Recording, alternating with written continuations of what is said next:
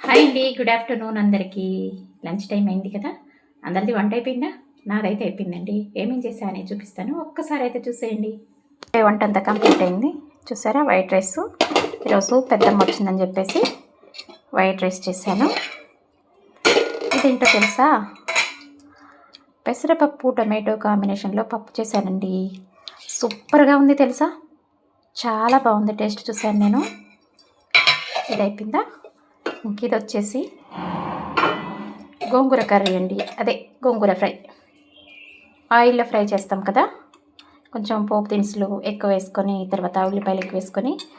గోంగూర curry ఏంటి అని అడుగుతున్నారు అందరు నన్ను. ఈ గోంగూర కర్రీ అంటే తెలియదంట జనాలకు, చాలామందికి. గోంగూర పప్పు తెలుసు, పచ్చడి తెలుసు, కానీ ఈ కర్రీ ఏంటి అని అడుగుతున్నారు.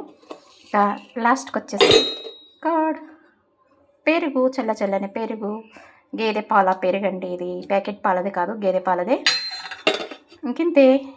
ఇంకింతే అండి. నా ఐటమ్స్ ఎక్కువేం లేవు. కానీ హాట్ సమ్మర్ అంటే ఎలా ఉందో నా మొహం చూస్తే మీ అందరికీ అర్థమవుతుంది కదా. చూసారా?